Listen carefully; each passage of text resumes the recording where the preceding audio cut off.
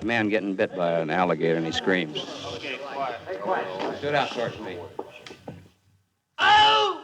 No, not an owl. A real scream of pain.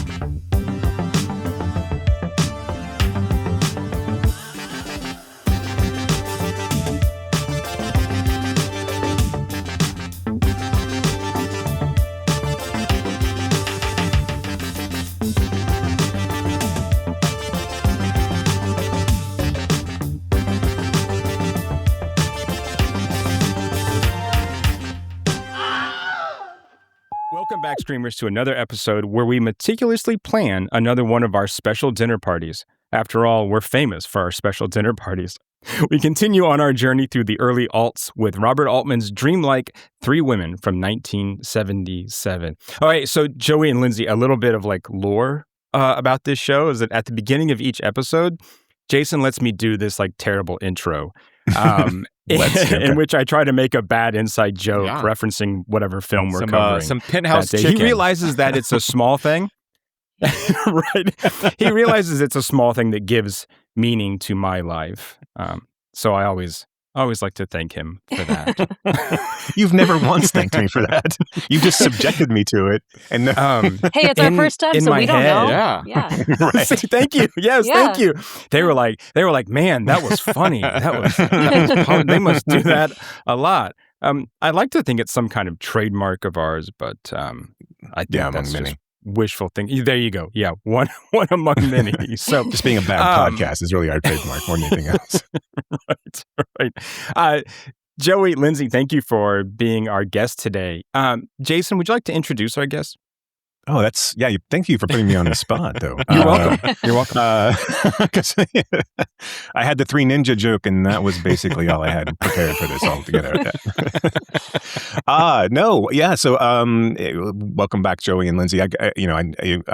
Joey and Lindsey are the writer and director duo of a wonderful film that we saw at the Dallas International Film Festival, however many moons it was ago, called Party People. We fell in love with the film, and we obviously fell in love with them during our subsequent conversation in the lobby of the Dallas Sinopolis. As intimate as was. It's where just all the like best relationships start. I believe. It's just like the film Brief Encounter. It's exactly like right. They'll be using Sinopolis. Actually reached out to me, and we'll be using this in an ad campaign. So it's fine. Perfect. But yeah, so these are our guests, and that's we'll go with that. How's that all right? That a good enough intro? Yeah, I loved it. What's new, guys? What's new? We are moving and shaking. We're working on a couple different projects right now. Lindsey and I have a couple things written. We're about to shoot something down out in Dripping Springs in a month, I think, Lindsey? Or shooting a little... Yeah, I think we're aiming for June. Weird, fun, horror proof of concept thing that we're really stoked about. And then we're gearing up for one of two features, hopefully this fall, that we're hoping to shoot. Money and schedules and all the other stuff pending and all that. Otherwise, I don't know. Lindsey, what are we doing? We're trying to organize the roadshow for Party People. It's taking around to Texas theaters that we know and love. So that'll be hopefully something happening late summer, start of the school year type thing. We're going to be distributing digitally in August, and it'll be sort of around those dates. We're going to be taking it to a handful of theaters, colleges.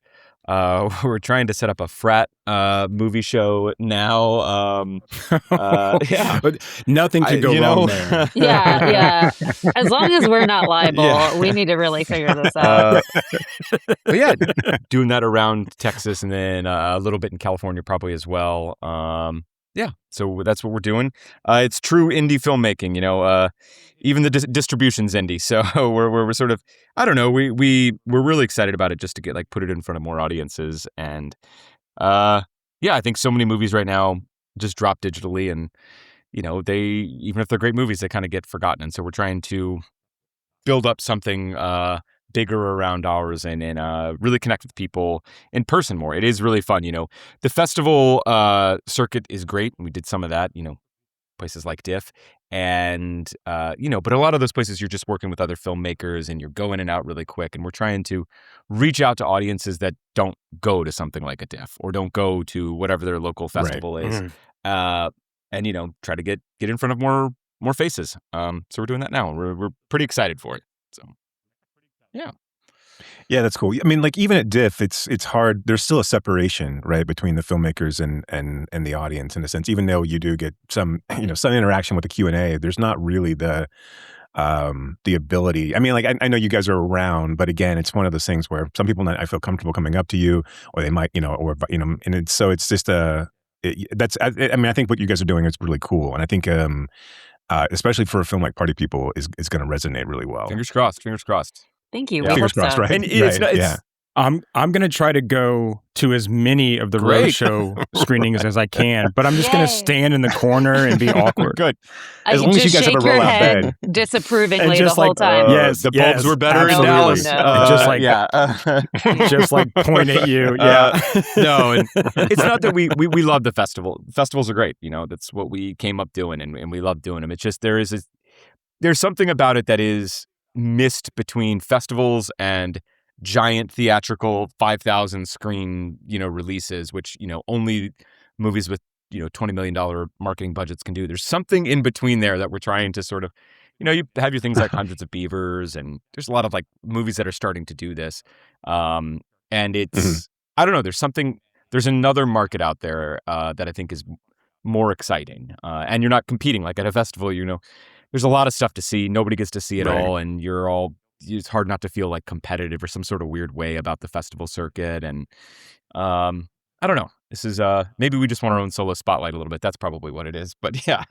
So, Well, I Do think you it's think also, they should institute yeah. fistfights? they at should. festivals? You know what? I don't hate that idea. I don't know. I've been very close to that. Sometimes, like standing on Congress during South by, I've definitely felt that at times. So, yeah. Lindsey, when we spoke like earlier before this recording, I think you guys were talking about your father who went around sort of doing a photography project of taking shots of old theaters. Yeah. Yeah, So yeah. he, my dad is known for like his little obsessions. He gets hooked on something and then he goes all in for a short amount of time. And this was during lockdown. And so I think he was getting kind of stir crazy, and he started going to nearby small towns and really enjoyed seeing some of the theaters that they had. Some of the architecture was still preserved, some of them were still operational, and he started taking photos and realized, oh, this might be kind of a fun challenge for myself. How many cities or towns can I go to, and how many movie houses can I take photos of? And he got over 250, I believe. Wow, So that's cool. that's sort of part of what it's a nice reminder of. There's a lot of places out there where you can do something like this, and Right. as people start to be kind of nihilistic about the industry as it stands right now, we're choosing to be very optimistic because, hopefully there's a way where independent filmmakers can maybe even cut out the middleman and start developing relationships directly with theaters, in which case all the better. There needs to be another way for us to make this work. And so we're hoping to try and experiment with that. Awesome. I one of the reasons I brought that up too is I don't know if you or your dad knows the Japanese photographer Hiroshi Sugimoto. He went around taking photographs of the interior of old theaters and the screens. Oh, cool. I don't think I've seen that. Yeah. Yeah, I'll have to I'll send you a link of his photographs, but when you mentioned that last time, I was reminded of this guy's work too. So yeah, maybe you can pass it along to your dad, and that'll be his next project, is doing the interiors of those theaters. Yes, absolutely. Got to have a part 2. I'm looking at some of the work now. Yeah, I'm just trying to keep him incredible. busy. This is really cool stuff. Yeah. Anyways, I want to add a point to what really Lindsey cool. was saying about his dad's, and this is sort of it's such a sweet story. And then the not sad side of it, or the side of it is many of the theaters are still like operational, still work and functioning theaters, but a lot of them are like, he was able to find old theater buildings in Texas where there was a theater, but now it's like a CVS or abandoned or and some of them have been just recently revitalized or for sale. So there were 250, but they were not all 250 functioning ones. And I think that is important for us to sort of keep in mind, is like, that is what we want to do, is like, there are these tiny, you guys know, like Texas, there's so many tiny little towns. Every day I hear about, I was just talking to somebody recently that they were doing they're going to do a movie over in Lexington. And I was like, didn't know that was a town in Texas. But you mean Kentucky? That's what I thought. And he's like, no, Lexington, Texas. But there's so many of these small little towns, and like there are communities there, and there's small audiences. It's not gonna, you're not gonna get you're not gonna get 2 weeks packed theater, but you will get. There are people there, and there are people willing to go support these things. We just got to go do it, and you got to engage with it a little bit. So, and to keep it alive. So, yeah.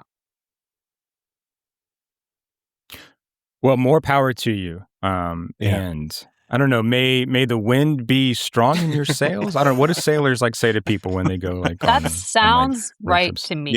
Yeah. Okay. Okay. So sounds good. Joey, you had said, and I want to make sure I quote you here. So should we talk about Altman? Yeah. Well, yeah, that's what I was gonna say. Yeah, that Joey said, and I want to make sure I quote him correctly here, that he is an alt man. Okay, that sounds. That sounds like it'd be taken a lot of weird ways. I'm gonna be careful with that.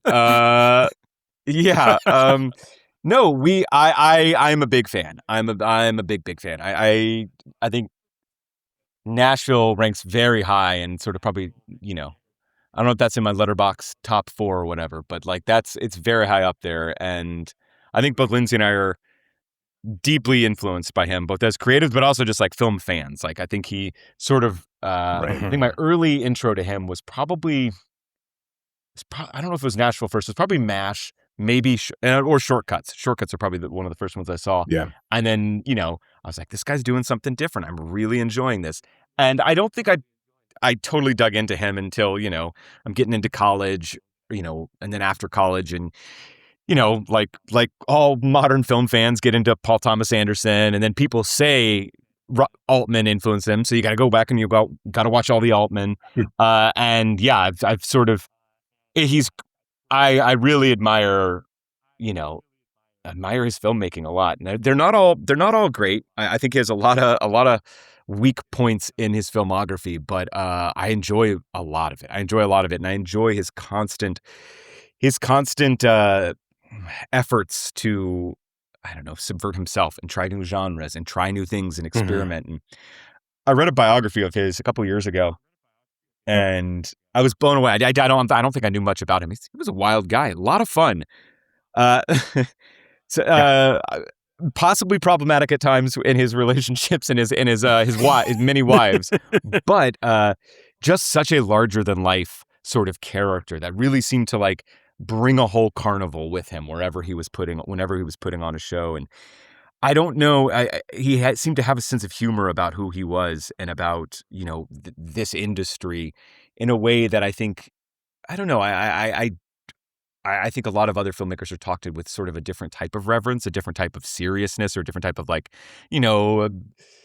one of the old auteurs and people you really look at and you sort of feel intimidated by. And I don't feel that way with Altman at all. I feel very included, and I feel very in on what he's doing, and feel, I don't know, he seems like he would have been a good guy to get a beer with, I guess is what I'm saying. And I've always just sort of had that relationship with his movies, I think. Yeah, he probably wouldn't have treated Lindsey, not as a female, but as a writer as Probably well. not. Probably not. But Who can say? Right. Yeah, it's hard. I shouldn't disparage someone who can't defend himself at this point. Yeah. But just from what I've read, he was not right. But it's a weird thing to say that and then watch some of these films where I think we're dealing with very strong female characters too. Right. And again, I was not Absolutely. speaking from a female perspective. It really wasn't just more of a No. screenwriter perspective than anything else. It's funny that you say that because after watching, I mean, I don't want to jump the gun, but after we Go ahead. watched Three Women, I was like, okay, I know that people overuse this comparison all the time, but this does feel very Lynch to me with the like doppelganger of it all, like the fact that it came from a dream in the first place, and also a great guy who was a bit of a womanizer. So there's a there's a connective tissue there. No, but that is what I said to Joey pretty much immediately. There were elements of it that were reminiscent of Mulholland Drive for me. Yeah, and I mean, I don't think you can miss that, right? I mean, Mulholland Drive and then Persona, I think, are the two big ones that like we really kind of draw those parallels to. I feel like Persona is so much on the nose, though. Like, I mean, like Persona is so much about that. This feels like it has way more. And not to shit on Bergman, but I mean, and I love that film. I'm just like, fucking this guy was Steve. but this idea of like Altman taking his time with Three Women and like really kind of opening it up to interpretation, and like I know that like and also I guess because.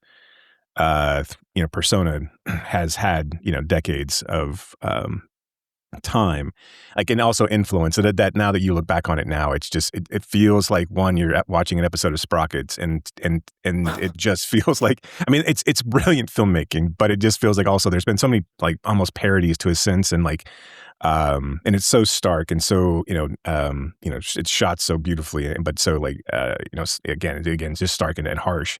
That when you get to something like Three Women, I understand the connection, but like it feels like Altman is playing a different game here. And it really is just like, as much as we talk about how even when we talk about images and how it was kind of a, that horror throwback to Don't Look Now kind of thing. It's just one of those, I just feel like it's another one of those films that like, it doesn't get talked about enough. Especially the performances from Sissy Spacek and Shelley Duvall, and I see its influence on Mulholland. I guess way more than I see the Persona influence on it. I just rewatched Totally. I just rewatched Persona.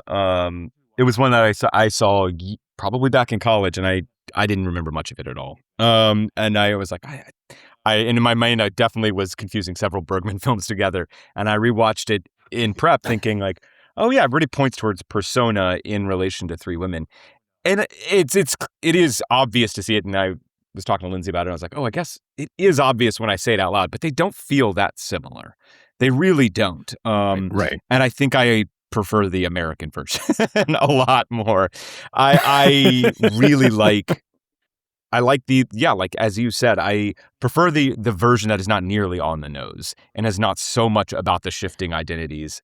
And I think, it'd been a while since I'd seen Three Women. And then, when you read it and you're like, we were pulling it back up when we watched it a couple weeks ago and pulled it back up and was reading the description and Three Women switch identities after like a supernatural event or whatever the descriptor is. And I was like, I don't think that's what this is about. I was like, did AI generate this? It didn't feel accurate. And then we watched it and I'm like, that is not a good... I'm not sure that's how I'd describe it. That's not how I would describe this. Right. Yeah. Can I give you the IMDb log line? Please. For Three Women? 2 roommates, physical therapist, one a vain woman, and the other an awkward teenager, share an increasingly bizarre relationship. It's not wrong, but that's not it. Makes it sound like single white female or something. Yeah, right. It does. Right. And that is also like another bit of lore of this show is that I always read the IMDb log line for whatever we cover because I want to see how far right? Yeah. Or how accurate they are from like the movie that we just watched. I don't know. That's so I mean, I just don't know how you would actually describe this film either. I mean, if you had to like put it in a succinct kind of elevator pitch type, like I just don't know how I would do it. That's the trouble, isn't it? Isn't that the trouble? Right. That you can't, because I think Yeah. I saw several descriptors like psychological thriller, and I'm like, I don't think so. I don't feel that at all. certain parts, parts. but I certainly did not feel that for most of it. It's unfortunately it's under the, you know, all my development friends in Hollywood under the very sort of poisonous term of drama, where you're just like, that's not high concept enough, or that means you can't sell it. But no, I don't know. It's elevated drama. Yeah. I guess it's just about three women. So have you guys seen Images? No, I haven't. No. Yeah, I thought about No. watching it because I know people often relate this in sort of a triptych with Images and A Cold Day in the Park. And Cold Day in the Park. Yeah. Part, Which I've seen Cold Day in the Park, but I've never seen Yeah. Images. That's Okay. a hole in the coverage. Yeah, well, I would say Images is good. I think Images is better than That Cold Day in the Park. I'm not sure how I really feel about That Cold Day in the Park. It feels a little more like a TV movie than it does, I think, like an Altman film. But Images is really good, and I think Images is a good kind of like connector with this film, or like an interesting sort of companion piece to this film in the way that we deal with those issues of kind of, identity or ego, right? And how those split apart and sort of what we're seeing. I mean, because both films are also very dreamlike in that respect as well. And female-centric and dealing with, those themes as well. So I think that's another thing that speaks again towards, it's tied to this film, is that, it really is, it's just this kind of like, not lies we tell ourselves, Brock, right? But more like kind of a gaslighting in a way. It's a different type of film, and it tilts more towards horror. And again, more of more of an early 70s type of horror, but still kind of in that same breadth of like, female experience and trying to navigate, and in this case, in my opinion, like trauma and then in a different side of way for Images. It's a different sort of, experience that this woman's trying to live through, but it's really good, and it's really one of the ones. It's like I said, it's another Altman that doesn't get talked about enough, but I think because it gets overshadowed by the things that came around that were a little bit more popular at the same time. But I think it's one of his. I think it's as far as unsung Altmans go, which you could say almost all of them are. It stands up there. Yeah, he really did. He's such an interesting. I one of the reasons I admire him so much is such an interesting workman's like career that has these like straight up art pieces like this, but then comes around with MASH, or like the way he started his career with all the TV and Bonanza, and there's like Whirlybirds and all the odd TV that he did. Or not odd. I mean, he was working. He was a working guy, and it's so nice to be refreshed. And like, again, I haven't visited one of these Altman films in quite a while. Like the dreamy, the artiste Altman. That's really fun to see. He really took a lot of bites out the.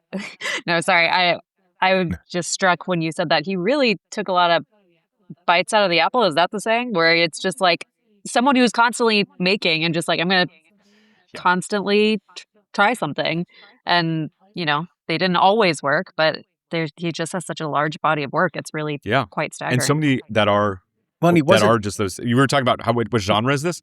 So many of these are just weirdo. Not feathered fish would be the wrong term, but like I guess you would call them genre bending sort of things where they don't quite sit in there. Like what is Nashville? What would you call that? And I mean, in Long Goodbye, that's more noiry, but it's a lot funnier than any other. Oh, that's my favorite. It's incredible. Yeah. Or California Split. Like, what are these movies? It's a gambling movie, but like, I don't know what that is. Like, I don't know. Anyways, I think we said it was a love story, like a platonic, like love story, right? Yeah. Oh, man. Yeah, and it's crazy how much too. Like if you look at his filmography, how much it just bounces around, right? I mean, like there is no. He doesn't get.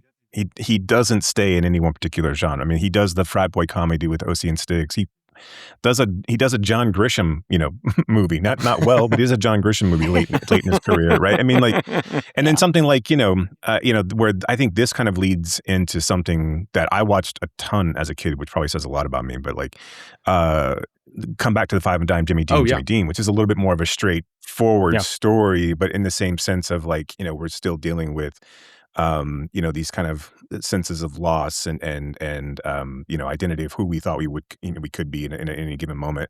I think it really is.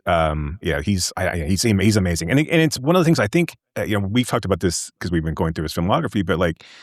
I think, I kept thinking that maybe like his later stuff, like his after Shortcuts, which was kind of like, I would say like peak late Altman.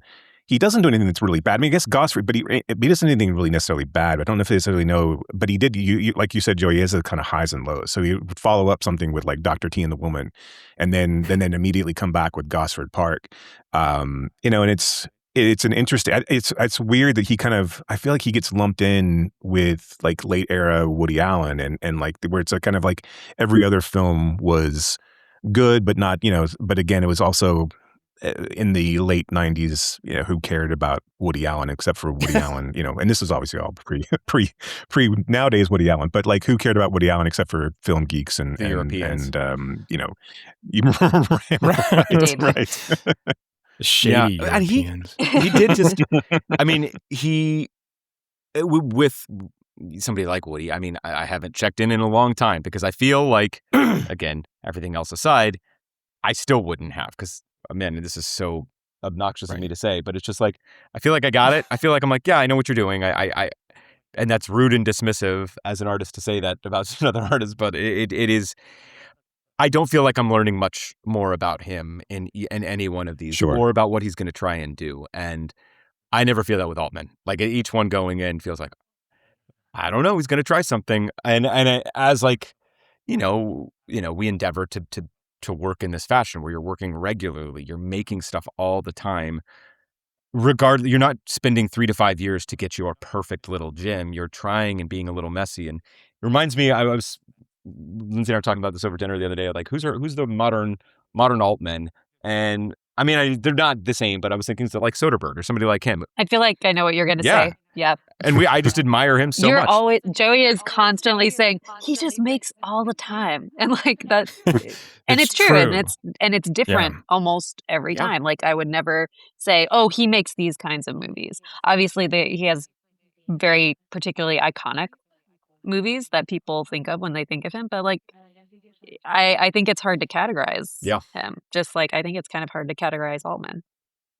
Do you think that Soderbergh has kind of that one or two sort of defining features that we think of, like when we think of Altman? So like when we think of an Altman film, we think of that kind of like roving, floating camera, right? Or we think of the overlapping dialogue. And I think because of Oceans and Out of Sight, I think those are often like grouped in my head anyway, but I don't know. Joey, what do you think? I mean, it's unfortunate because not unfortunate, it's a good problem to have.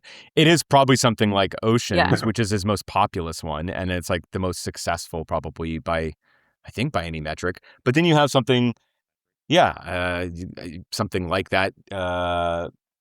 If you have Presence. Yeah, but again, I'm trying to, everyone I'm naming, Out of Sight, and I would say that and Oceans are probably the most successful. I thought you were comparing it to a more different well, I was going to say something you go like Unsane or sure. I mean, just trying to think of like recent. I mean, we loved Black Bag this last year, and that feels more closer to him. But also, he did like I don't know. I even like some like The Keenies or Let Them All Talk. Like he's had a bunch of great ones that are.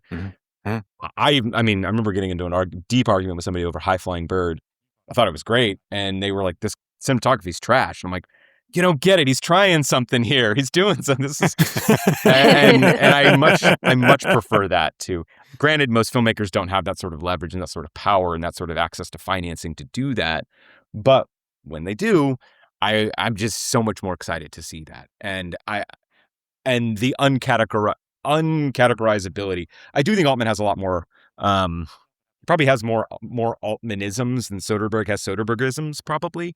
Yeah. I was thinking a lot about sound this time in Three Women, and just like, I don't know. I'm working on a short right now that I'm sort of putting together, and I just like, I'm so in awe of what Altman did from a sound perspective. A little geeky, but just like all of the overlapping dialogue and the way he's able to like have this awesome just sort of tapestry of language going on. And I remember reading about how much the studios hated this, how much they hated this back in the day, and that it was like him rolling with this band of 20 sound people who are trying to capture all this noise. But it works. For me, it really works, and it gives it a certain, I don't know, authenticity and realness and groundedness that I find lacking in a lot of similar type of films in similar eras, but he's able to get just through sound. But sorry, not to take us on another tangent, but it's what I'm thinking about with him. No.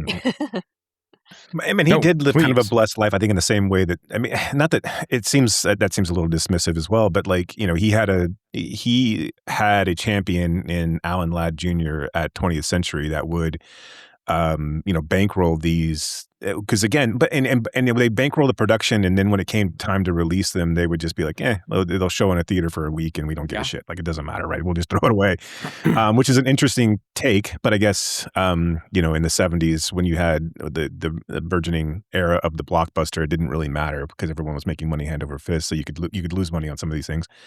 Whereas Soderbergh just is like, I'll make a movie with whatever, and it, you know, and it doesn't really. I can make a movie for nothing, or I can make a movie for $100 million. You just tell me what you're going to give me, and we'll figure this out. But yeah, I mean, it is interesting that like Altman was able to be so prolific and still kind of be under the radar in a sense where, you know, probably his most profitable film in the 70s was going to be MASH, and just because it was, you know, tied to kind of that type of property, you know, and obviously I know the series came later, but I mean, but the book was still wildly popular, and you had two big stars. So it's interesting, that that was his kind of like blank check moment, and that allowed him to just kind of go from there. He wrote it for a while. He was, and he was talking about this film, and you know, he said he went to Fox and was like, you know what? It's going to cost $1.5 million. And they were like, okay, here you go. And he's like, and that's what I made it for, $1.5 million. Right. Just like, yeah, I mean, so, you know, there was also, I think, this thing about Altman where he was kind of like, this is what I need, right? You know, I'm not going to ask for more, but this is what I need, and then I'm going to go off and do it. Yeah. Well, when you had Shelley Duvall doing craft services as well as acting as the in the lead, it made it easy, right? You could save money that way. There you go. Look, these recipes of convenience, right? You got 20 minutes. If you organize them by time, you got 20 minutes, obsessed. Right? And sometimes you don't have an onion, so you can use onion powder. It's not the same. Not many people know that. Not many people know that. Do we need to talk about the plot of this movie as such? I guess. I mean, like, plot. Sure.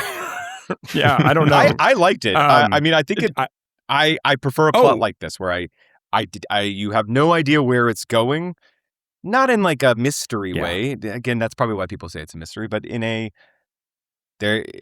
think you know, Lindsey and I, when we were writing, that you often get this like piece of advice. You know, you need to indicate, or it's bad advice, but it's, I guess, somewhat good advice. You have to know in the first 5 pages or first 10 pages something where this thing is going. You're pointing towards the end. You're asking the big question: Is the guy going to take the sword to the place and defeat the thing? And you need to ask that pretty early on. Altman does not care about that question at all. I would argue Go ahead. that one of the first things we see is Shelley Duvall helping an elderly person into the pool.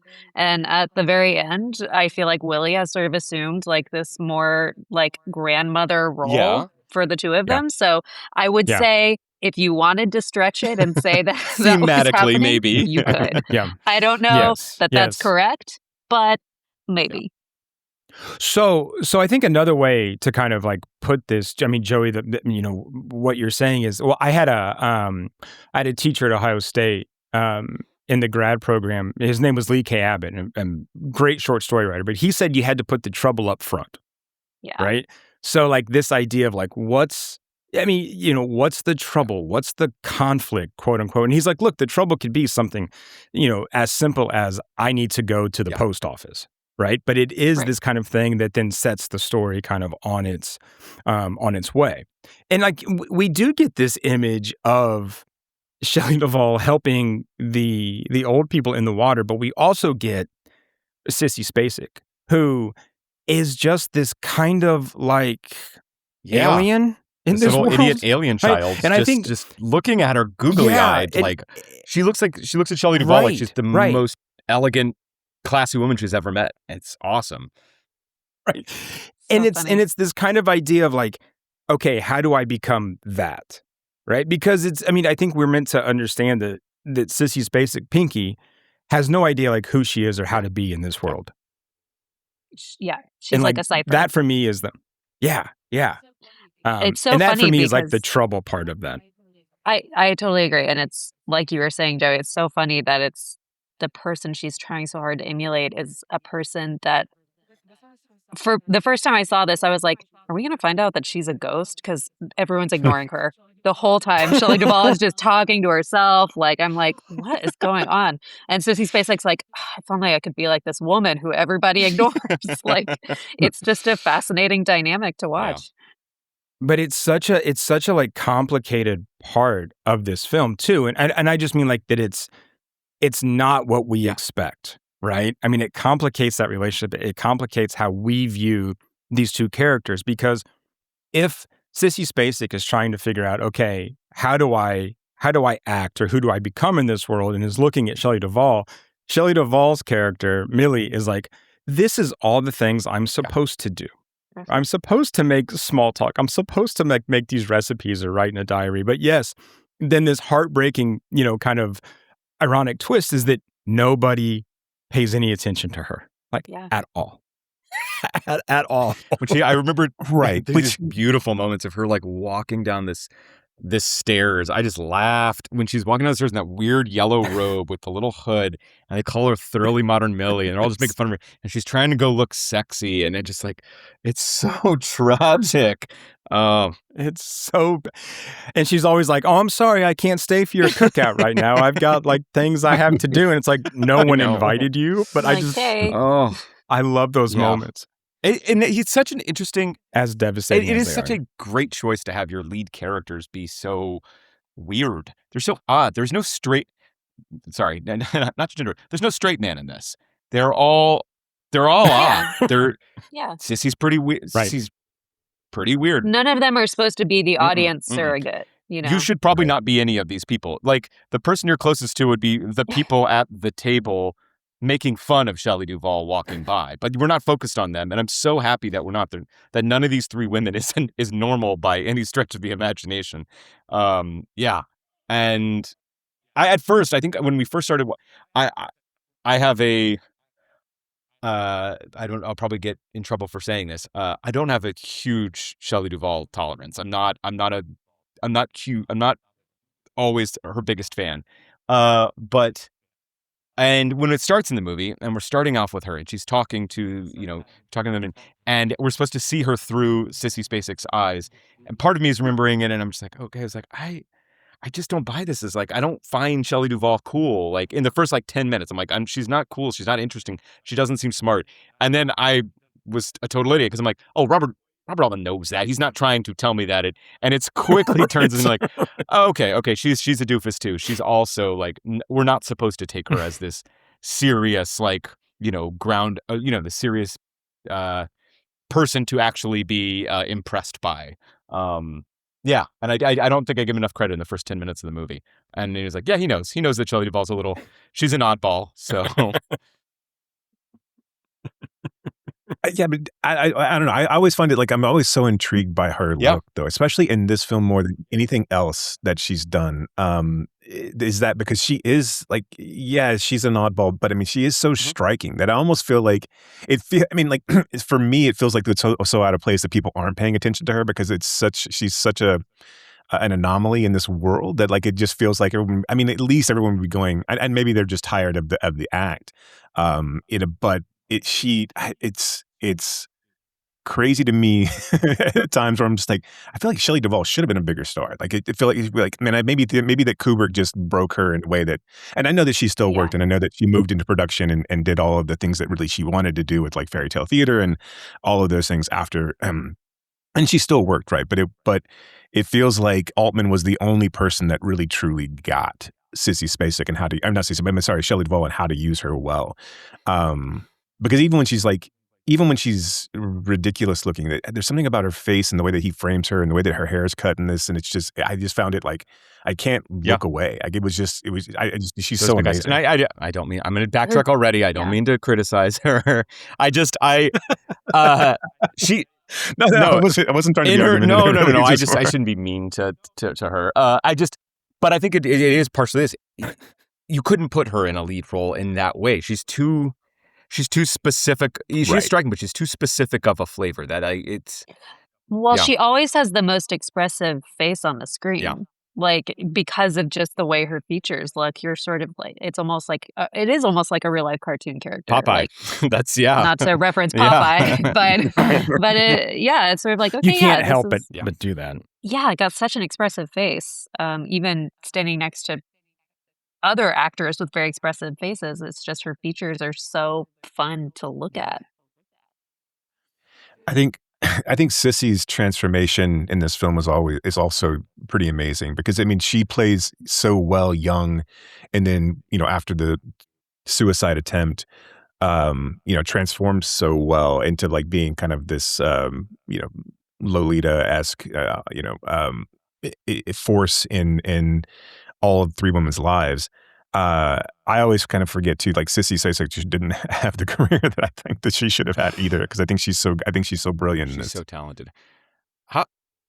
Their starting points are really kind of fascinating too, to think about these two. So, I mean, Jason, we didn't talk about this when we talked about Brewster McCloud, right? But Brewster McCloud being Shelley Duvall's first acting role, period, right? She was living with an artist in Houston, and these guys from the production crew, right, from Brewster McCloud came to this party that she threw. And then they were like, hey, why don't you come? We got some people who want to buy some of these paintings. Why don't you come, like, bring some by, as a ruse to get her in front of Altman, to then get her into that film, right? Which I just find, and then of course, like, she went on to work, with Altman, more often. But then Sissy Spacek started off in the music industry really, really young, under the name Rainbow with no W, I guess for brevity's sake. I'm just assuming. That's amazing. I didn't even know that. Yeah. And had a song that, like, where she criticized like John Lennon and Yoko Ono for being naked, like on the album cover. But as soon as like sales started to dip, the record label dropped her. And so with Rip Torn's help, she got into the actor studio. And then she kind of went from there and, was in Prime Cut in 72? Is that right? That's when Prime Cut was, right? Yeah. I mean, so like two wildly sort of different, career paths for these two. Such an interesting. And yet that also just seems very, that seems very natural to me, because neither of them feel actorly in that way. Like, you don't feel like you're watching, and again, this sounds like an insult, and I mean it as a compliment. You don't feel like you're watching a movie star when you are watching his performances. I'm not like, oh, well, that's Brad Pitt playing someone else. It's like I'm fully bought in to who they are when they appear. I wouldn't buy a lot of... And I have to think a lot of that... Oh, sorry, no, go ahead, Joey. I was going to say, I wouldn't buy a lot of... If it were a bigger actress, I was listening to... I recently watched Shortcuts maybe a year ago, and listening to Julianne Moore talk about working with Robert Altman. But I don't think I would buy Julianne Moore in this movie at that age. That's a movie star, and she wouldn't. I don't know. She wouldn't end up in where this film takes place, where Three Women takes place, and that neck of the woods is, it's not a glamorous place, and you don't end up there. If you're like her, and so it is to what you're saying, Lindsey. I would not buy Brad Pitt or a lot of people in this world like they would have ended up here. But yeah. I have to think a lot of that too is probably down to how this film was made, and the fact that they just kind of made it up as they went along. right? Where, Shelley Duvall's, ad-libbing the recipes. Those are all her recipes, and like the diary entries are all hers. And just the way that they're sort of embodying these characters is all really coming from them with, I forget how Altman put it, but is like, he was just kind of there like as their guide, not necessarily like as a director. But that vibe really kind of comes through in this film. Yeah, I think it contributes to the dreaminess of it all, the sort of like stream of consciousness feeling, for sure. Can I ask a practical question? Like, what does Sissy Spacek spill on herself when she's prepping for dinner? Oh, yeah. Because I thought that those were chocolate cups. I thought that those were desserts, but she said we could fill I it up. think it's Thank like, you. Okay. yeah. She does that. I'm remembering that moment. She does the little Okay. like scooping it back into her. Oh, it's Yeah. so weird. Right. Yeah. Yeah, it's I have to cocktail say sauce. that is one of all my love to those ladies. That's one of the most disgusting looking dinner parties I've ever seen. but it's so good. But this is so perfect. awesome because like yes, because the food. I mean, the food is so weirdly important, like in this film, and especially to like who Millie thinks she is. Right? It's such a performance, right? In this kind of like taking this like mundane task of cooking and trying to make these lowbrow foodstuffs into highbrow cuisine. But it's all fake ingredients. It's cheese whiz. Yes. Yeah. You know? Even the exactly. wine is like lemon but also zest like wine and Exactly. and it's like Millie is fake too. I mean, again, she's putting on this kind of like front of who she thinks people want her to be. And of course, it's not who they want her to be because they ignore her the whole time. But she thinks that, right? And I mean, you can imagine the kind of magazines that she reads too that tell her like, this is how you host a dinner party, right? This is how you bring people. This is how you decorate your apartment. This is how you dress, right? You need to have a rollaway bed stored away in case guests come over, or you have all of it a gentleman caller, right? All of it's prescriptive, and all of it is again because she, however you want to interpret this, but she grew up with. 7 brothers, right, and a family that didn't know how to deal with, how to raise women, or even know a father that looks over a bed and wonders what's wrong with her. Why isn't she getting up? Why is she, and so this idea of her trying to find herself in it makes it also tragic, right? I mean, and also when she finds herself pregnant, but like, and then still not knowing how to deal with that, and of course she ends up pregnant by Edgar, but. Who does a really cool bottle trick. I think that was pretty cool. I like that. Yeah. Right. That would have won me over. I do think that it's funny because we were talking about how there is obviously like a clear metaphor for femininity in that, the idea that you are trying to learn the steps so carefully so that you can perform it, but even then you're somehow doing it wrong. I also think it feels very related to class. Oh, yeah. Like the idea that like even trying to learn how to imitate like people see through it, and it's even trying to learn these steps, you're still not in the club. When on the rewatch, something I noticed so much, I was like, I never noticed the first time. I was like, they talk about money a lot.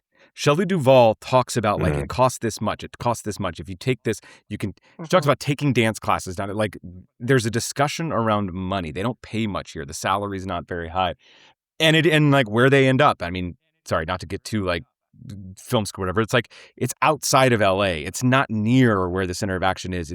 It's way out where you could afford to have a place. It's $50 a month, and they're still sharing one bedroom. The it's not really on the nose, but like the economics are like part and parcel with what is going on here. And yeah, how poor they are, but they're trying to struggle and pretend to be, she's trying to be a 50s housewife material in like the worst place in the world with no money. It's really, yeah. And attracting men who are constantly developmentally arrested, right? I mean, like, all they give a shit about is shooting guns and riding motorbikes and drinking. There's no ambition. And it's all the same man. It's competition for one man. Right. Right. And because the doctors that are around are dismissive and don't care at all. Like they pay her no attention whatsoever.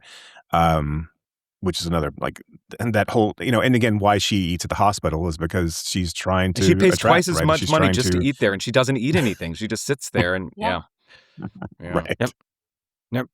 And they just ignore her. And the one time that we do see a man hit on her, she dismisses it because Pinky's in a coma.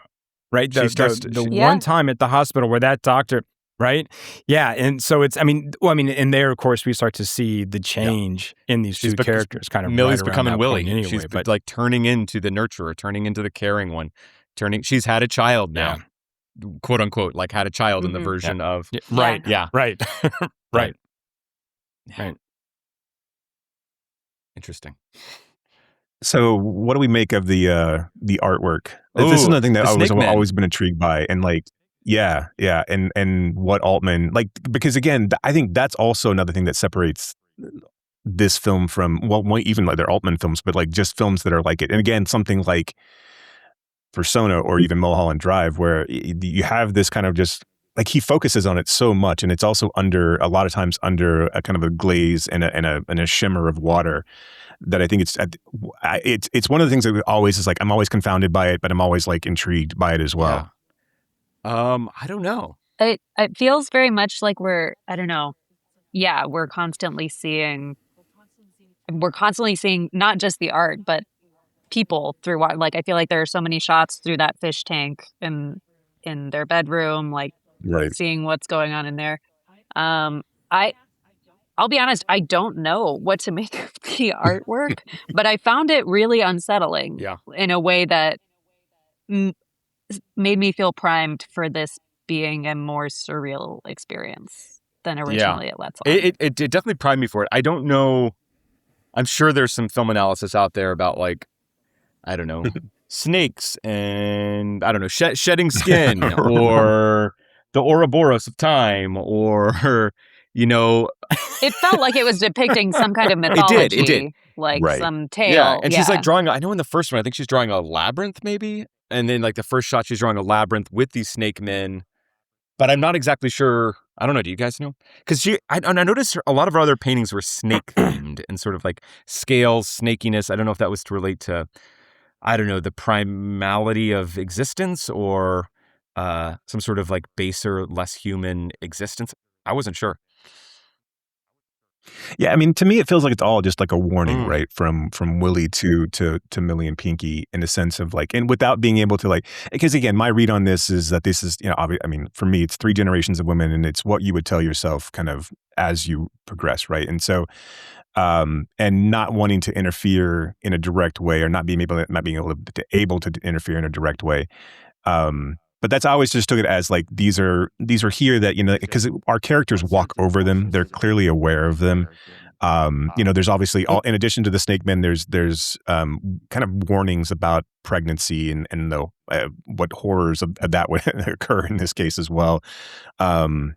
So it's I'm always like when I'm watching this, and it's hard to do this in an Altman film anyway, but like just kind of trying to pay attention to all the details that are going on, and specifically when these are coming up, I'm like, okay, what am I trying to get from this? What is he trying to tell me? I don't necessarily know if it's actually something that's specific or if he wants me to do that. But it does just it's in a film like this that seems like, well, not seems straightforward, but like that adds just another layer to all of the kind of the etherealness of it all.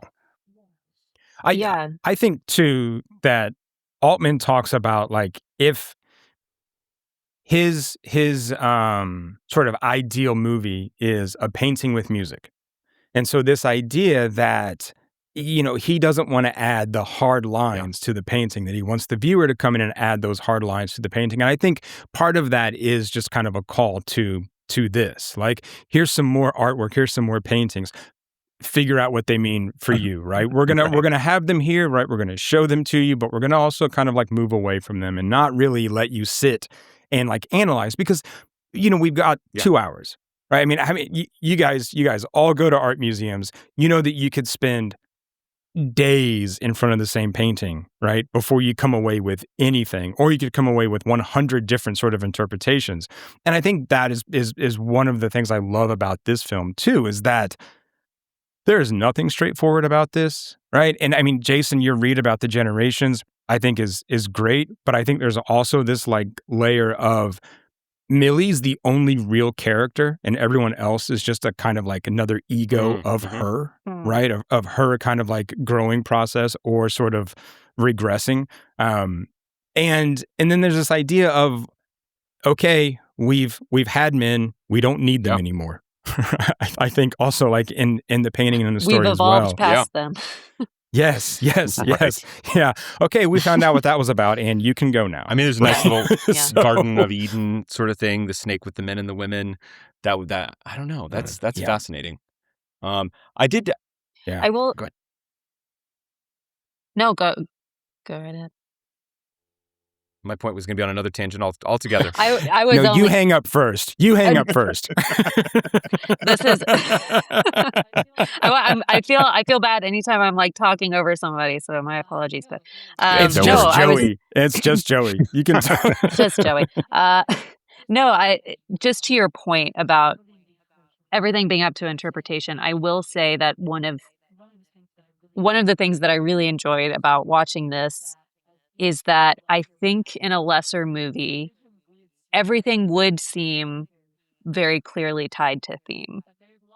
But there's a lot of specifics in this that I feel are there because he just liked that and wanted them in there.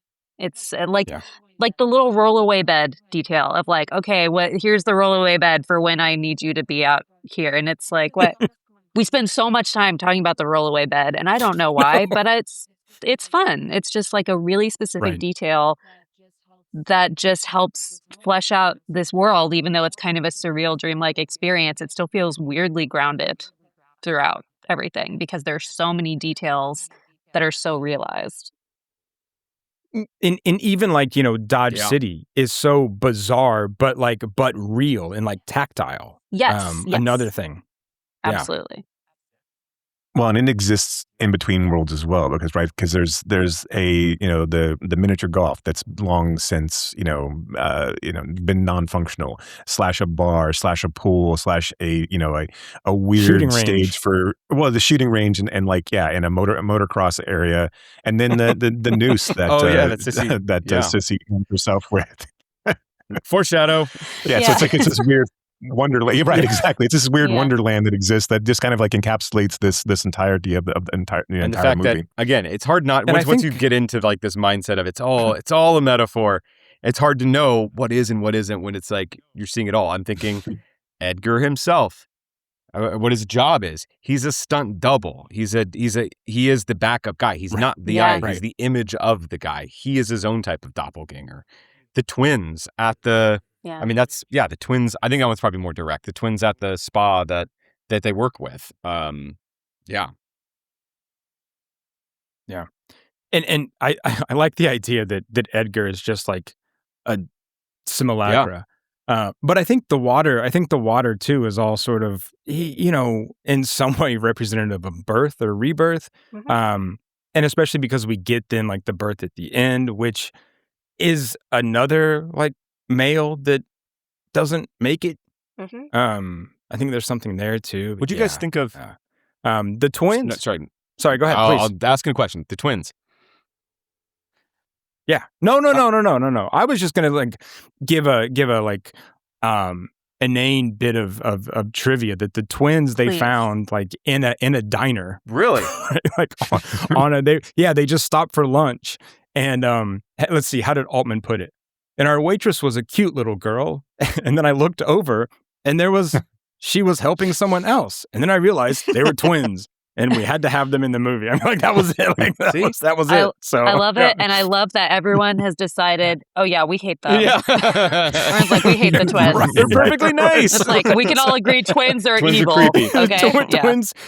Just watch out whenever you see a twin. Watch out. Exactly. I think that's become like a universal truth. Yeah, no. Yeah, but I think that's right. But I think that's so interesting though, because it seems so inconsequential of the movie itself when it's all put together. Then it seems like I couldn't imagine this movie without them being in it. And it's also the same thing with Shelley ad-libbing the recipes. Like how do you win that scenario when you're letting someone just run with something that seems to be, this needs to be specific. This is so clearly a commentary on this 50s trad wife existence, and like but you just stumbled into it because you're talented and this actress is talented, and you were both on the same page in regards to what this was. I think that seems so like, I don't know, brilliant and dangerous all at the same time. It is. I don't know how to wrap my head around it. I think too, this is sort of a bigger conversation, but it's like with Lindsey and I, when we're trying to make stuff, you're trying to put yourself in an environment where those happy accidents happen, because it's always better than what you would have written. It's always better than what you could have constructed as the things we've written. However, the actual reality of making things is that's not how most things get made, where you got to have approvals from other people. You have a studio. You have somebody who's telling you they read a script and they wanted it XYZ way. I've made movies before where you have an exec producer there on set saying, I don't like the way, like, why are they changing this line? This is the way they wrote it. It's like, what they're saying is better. Like, and they're like, this doesn't have approval. And again, that's like a small thing. And it's usually not that. Usually they'll let you futz around with actual dialogue, but it is the construction of the world itself. Like, usually most modern movies are so tightly constructed around budget, days, scene, et cetera, et cetera. You don't kind of have that room to play where, like, we have this spa, we have this Dodge City. We're going to shoot a little bit here. We're going to shoot a little back here. We have a block and a chunk full of days. And there's a little bit more trust that you're going to find it. Granted, there's the huge downside is if you don't find something interesting, you've got a really messy, unfocused movie. But the solution is filming a lot. Yeah, the solution is filming a lot of I'm stuff. sure there is 10 Good. movies that are on the cutting room floor of this movie. I'm absolutely sure of it. Well, yeah. I don't know if that's true, but probably. I don't think it's... But I was going to say, like, this film is full of those happy accidents. The dress? Right? I mean, so in the dress, yes, I was just love like, that's it. exactly what I was going to bring up, right? So yeah, tell us about the I dress. saw it. I was like... It just makes me laugh it was every so funny. time. The first time it happened, I was like, that's silly. That's stupid. And then every time I was like, that's funnier. It's funnier. It's funnier. It gets funnier with repetition. And of course, I Google it afterwards and are like, oh yeah, it's something that happened. They noticed it and they said, like, let's do that again and again. I don't know if it has anything to do with anything, but we start reading into it. You start reading into the thematic of it. But it feels like sometimes it's about like falling and making it look like a somersault. It's like, yep, 100%. We meant to do that. And just being able to pivot really quickly. Yep.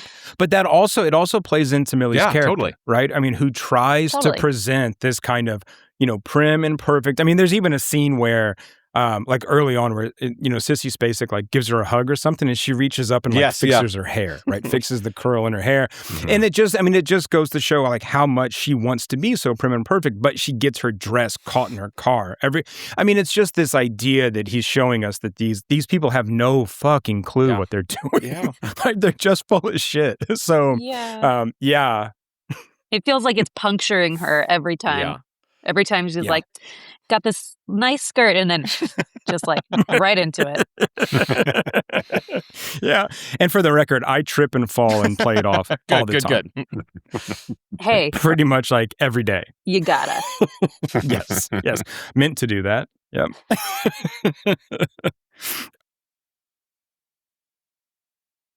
Oh man. Yeah. I don't know if I have anything else other than just to gush over this over and over again. I had a couple thoughts. Go ahead, Joey. Just a question to you guys. Yeah. Is there anything you guys, I don't know if you guys do this on your podcast, is there anything you didn't like in this movie? Oh, we always talk about things we don't like. Yes, Good. That's fine. Yeah. Because I had something. Well, why don't you go ahead and tell us, Joey, and I don't know. we can follow. We can follow you. I thought of it because when one of you said, I think Brock, you said he wanted it to be like a painting with music. I do not like the music in this movie very much. There's moments that are good, but I felt it was a little silly at times, and it vacillated between like silly and heavy-handed in a way that I was like, if you were to remake this movie, or if you were to change anything about the movie, I think that is the number one thing I would change personally would be, I don't like the score very much. I think it's, yeah. I'm with you on that. And apparently, so Altman met the composer at like it was like a celebration for a couple after their wedding. This guy wrote like a song for them, and Altman was friends with the couple, so he was like at this performance, and so the guy played something, and Altman's like, "Hey, I want you to do music for this film that I'm doing because I want like atonal music. And so like I think it was very specific. I mean, for Altman, even though I found it really grating and just like not it didn't even I didn't even feel like the mood that it wanted me to feel, right, at all. But yeah, but I mean it's weird because Altman wanted that, and then he says, I don't understand atonal music, and I still don't understand atonal music, but that's what I wanted. So, but I think that kind of not understanding sort of comes through too in the way that it doesn't feel as effective as it I think could. Atonal music could have been great if it was like, all right, look at Johnny Greenwood, everything he's done with PTA, like that could be really good. Yeah, but what he does here is just it's a little. Yeah, to me, it felt like a goofy atonal interpretation of. This is a thriller. Like it felt like bad trailer music almost, where it was like, it did not.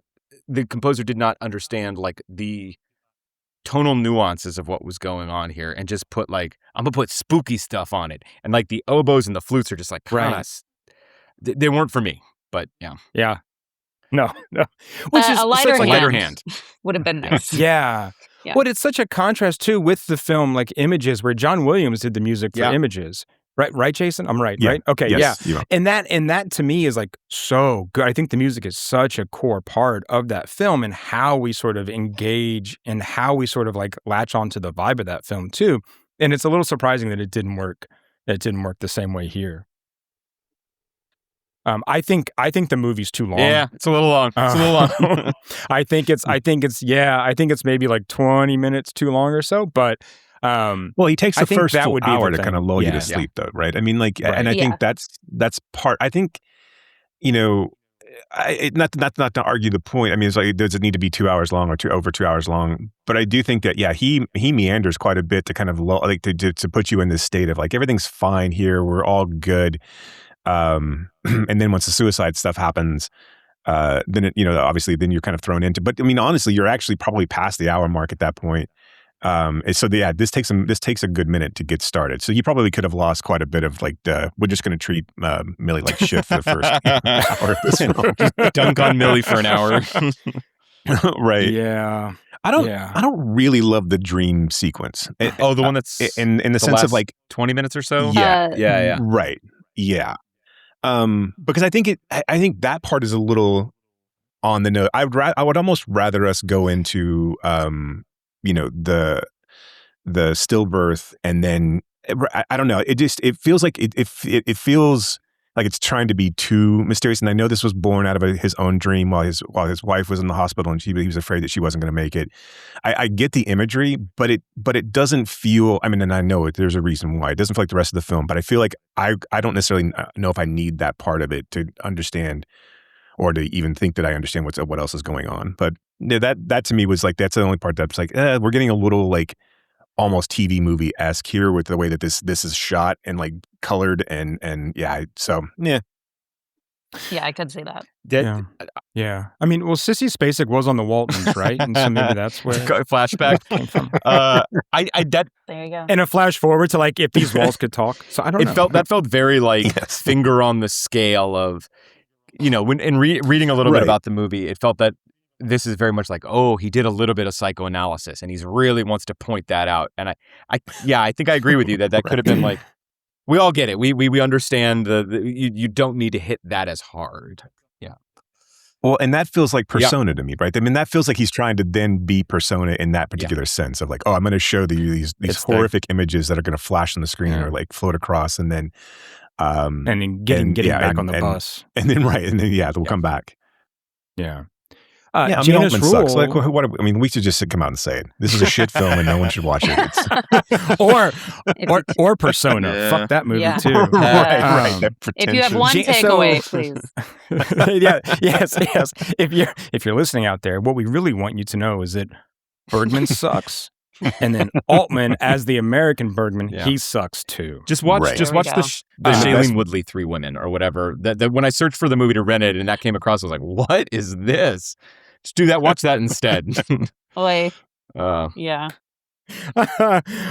Absolutely. In fact, that's what I thought Yep. we were talking about Little today, and I've just been frantically The Googling observations things. just happened to line up perfectly. Yeah. It's weird, right? I mean, they're basically the same film. Yeah. Janice Rule, who played Willie, was a practicing psychotherapist. That's what I heard. Really? Yeah. Yes. And so, like, at this point, she would have been actively working in New York and LA and taking actors and people in the industry as clients, which I think is really funny, right? I mean, it's just a really kind of interesting coincidence for a film like this. But I mean, she has the least to do, but she's really good. I think I that, want like, more of she's her. often kind of overlooked.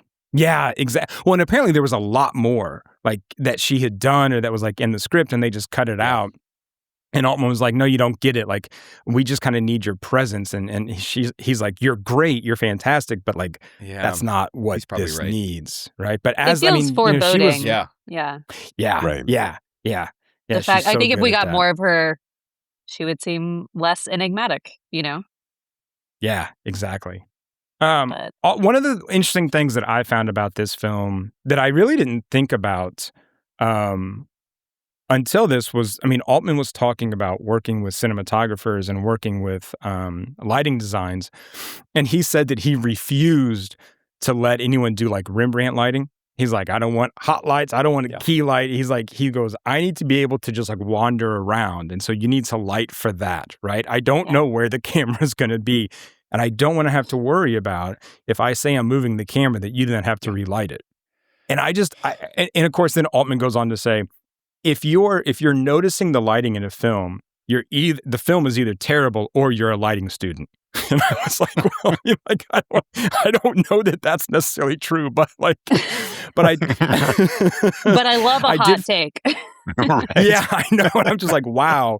But I do. I mean, I think it's interesting how he thinks about sort of that element of the technical side of like, look, I'm going to move around. And so you kind of have to, design this for that in mind. I mean, if you're going to get a bunch of material, that's the only way to capture it in a timely manner, is like making sure everyone's on the same page. Like we're going to be moving around a lot, and we're going to be getting a lot of stuff, and we can't constantly be resetting. So this is, and if you're going to be, you're going to let actors improvise this much, you have to have longer takes that you can't cut between, and or your continuity is going to be all over the place. And this does an excellent job of like, there aren't a lot of, I didn't see a lot of continuity errors. It's clean. And so that means they're cutting, and they're doing it from a lot of these things from one take, long take roving cameras. And like, that's really hard to light if you are doing a Hollywood lighting package. And since I don't actually know, did they film this in like Palm Springs or other desert cities or? I thought it was 29 Palms. Yeah. Okay. That makes sense. But one of the like, those aren't sets out there. Those aren't sets out there. Like they would have had to use mostly natural lighting and like supplement whatever they had from the sun. Yeah. They found apparently like Dodge City. They found like half of it, and then they built the rest of it. Cool. So like they came across this like rundown kind of old bar, and then built with like a mini golf thing, and then built kind of fixed it up and built it so they could like work there. But the spa that they're in. Yeah, they just like came across like somebody from the crew, right? One of the scouts or whatever was like, I found this place and it's really weird. There's all these like old people like walking in a pool. So I mean, you have to think, a lot of like natural light, a lot of harsh desert light it looks, too. Isn't it gorgeous? I mean, I really, I was looking up I was just plowing through the cinematographer's work earlier, just sort of looking at what he's done previously. And he did some good stuff, but like this is by far the best thing he did. And I'm just like really impressed by it. It's very natural and lived in without, like you're saying, it's not showy in that way. There's some compositional showiness that I don't mind. The mirroring, like a lot of like tracking things, seeing Sissy Spacek in a mirror watching. So a lot of that sort of stuff. But I don't mind it as much as like the lighting itself. Yeah, lighting is not showing, with the exception of the dream sequence. He's mostly playing it where I feel like I'm in this world with these people, and it matches the looseness of the dialogue, the lived-in nature of their relationship and this world. I don't know. It works for me. It works for me a lot. It works for me well. Yeah. Yeah. And Altman was saying, if, he doesn't, when he's going to edit, he, like you were saying, Joey, with the continuity and sort of the editing, that he's like, this is how we have to light it because I can't edit this other way. Yeah. He was talking about how many like really good, he goes, well, I think I've fired like 3 cinematographers and they were all like world-class cinematographers. He's like, so it's not them. It's just the way that, he wants to work. And, this conversation of, if you light that way, you're not lighting my movie, you're lighting your movie. Yeah. And he's like, and I'm being hired to, sort of make the film. So, yeah, interesting there. I also love. So, Joey, when you were referencing other good work that the cinematographer did, I'm assuming you were referencing Police Academy 6, City Under Siege. Well, that was his right? other big. That's on his Mount Rushmore. Yeah. I do think. I think that is what he's best known for, and this is one of those surprising like bits of. He did lots of symbolism in that. Looks like one episode of Dr. Quinn, Medicine Woman. He did. I haven't seen Young Lust, but I'll catch up on it. Should probably get the idea from the title, though. But I mean, like, this is like a standout on this guy's resume. Itself. It's awesome. But yeah. He also did something Heartbeats. Sorry. He did Heartbeats, Lindsey. the Andy Kaufman robot movie. Yeah. Okay. Well, I do day. love Andy Kaufman. And know, that's to an close interesting this show, I'm just going to read the full text of The Great Gatsby. Yeah. One of my like favorite bits I think ever that anyone has ever done in the world of comedy is just get up there and read the whole book. And just like let people leave. I mean, that says more about me than it does anything else. You know what? That's performance art for you, I think. Yes, absolutely. And more interesting than most of it. A man ahead of his time. A man ahead of his time. Yes. Gone too soon. Altman talks about like thinking about the audience as like peeping toms. One reason that his camera is always kind of moving. He's like, I want people to, as they're watching this, I want them to think that, oh wait, I'm not supposed to be watching this. And he talked about how, like, how can he try to get people to move their head, as they're watching the film, sort of like, what else can you see what's going on? Like, there's a great scene in this where Pinky is asked to eat lunch with 2 other, spa attendants. And she's like, well, I'm supposed to meet Millie for lunch. And she goes into the cafeteria and Millie's at the table with all the men. And she goes to get in line. And like, we're just kind of like, sat there with this image where both of them are in focus, right? We've got so much kind of in focus in that image. And we see the kind of awkwardness of both of them at the same time, right?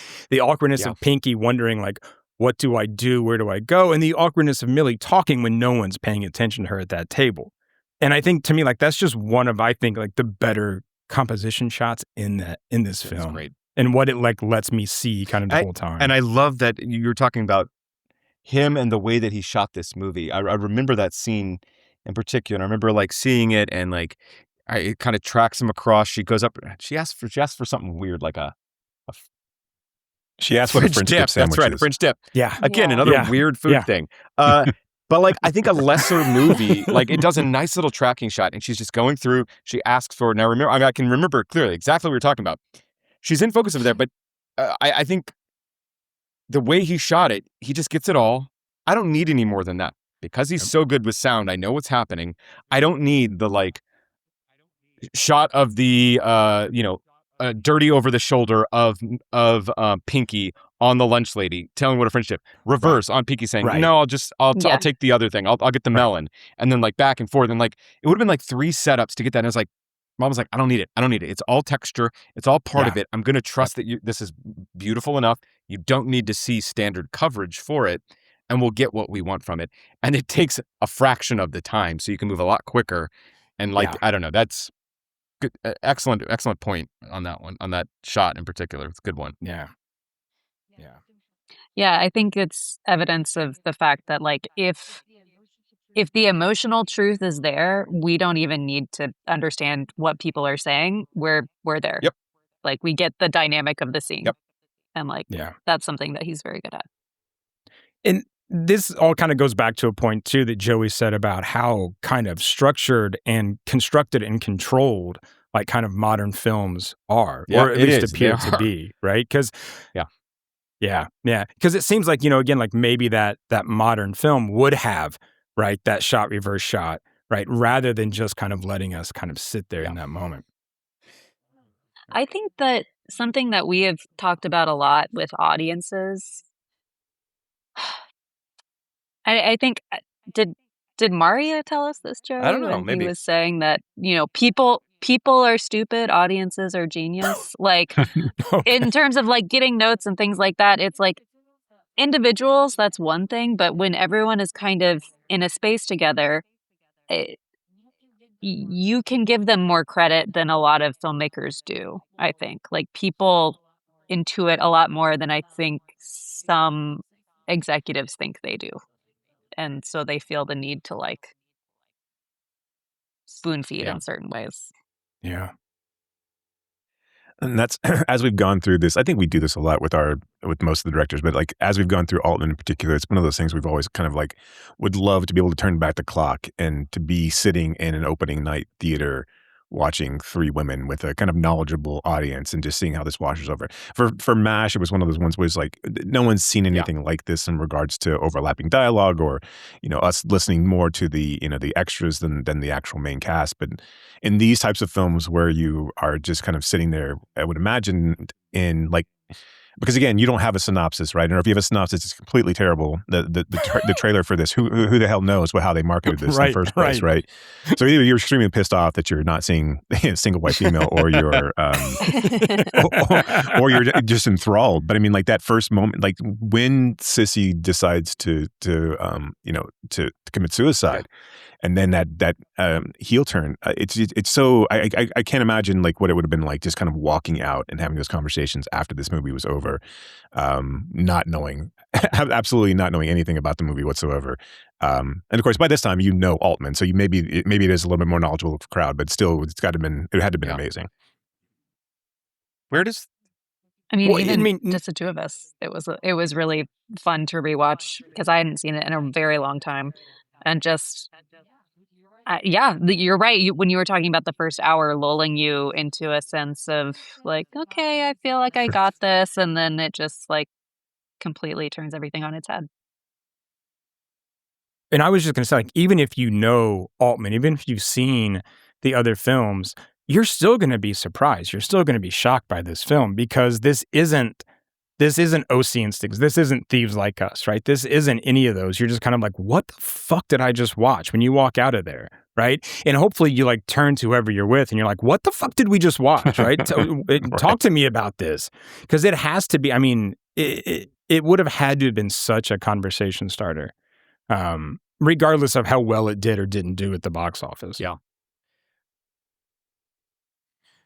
That is one of my favorite film-going experiences, to be honest, is when you see something with other people, and even if it is not hitting in the sense of we all loved it, sometimes that is more fun. You walk out and like people are like, well, I really responded to this, and you're like, I thought that was bullshit. Like it I don't know. There's value in that, obviously. Yeah. And it can't not be that this was universally. I did not. This normally I do, but I did not see a lot of like initial reactions to this. But this cannot have been like universally left. I know it was at Cannes, right? Yeah. And it did. So I mean, I think maybe that helps like prime the pump a little bit from like, oh, we should like this movie because it was at Cannes and like it won all these awards. Most critics liked it. Did they? Okay. Yeah, Siskel hated it, but like everyone else loved it.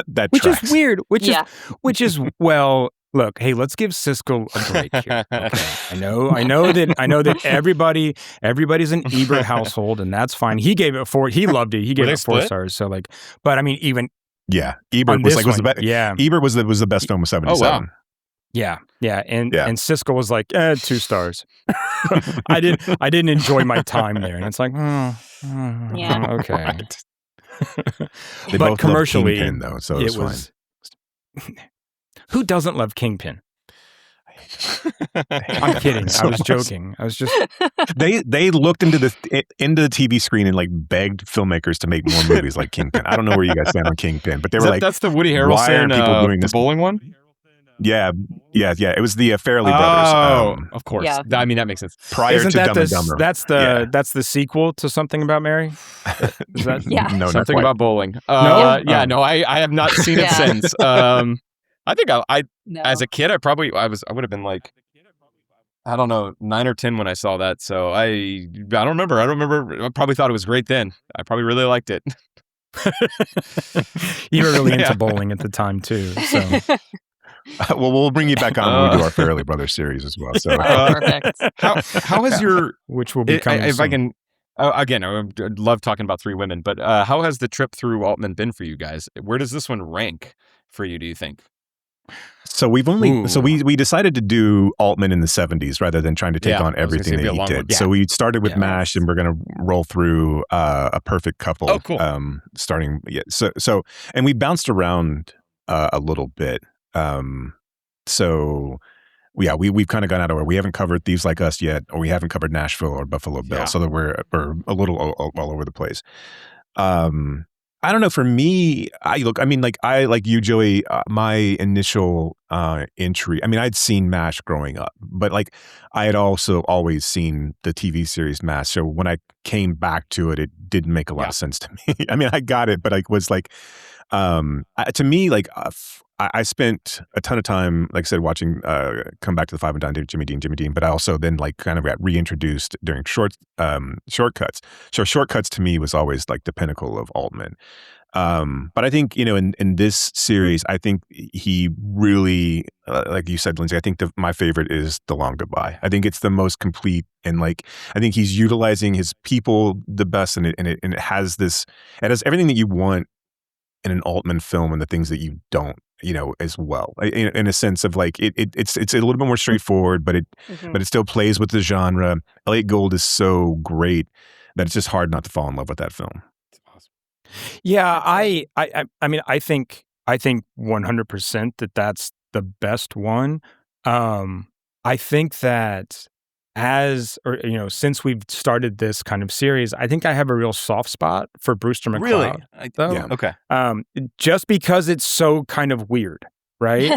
And because we get these sort of what seem like non sequiturs, like with Rene Auberjonois, as his like avian professor, right, slowly turning into some kind of bird. I just think it's a real swing. Oh, yeah. All right, and I think he's really trying something different.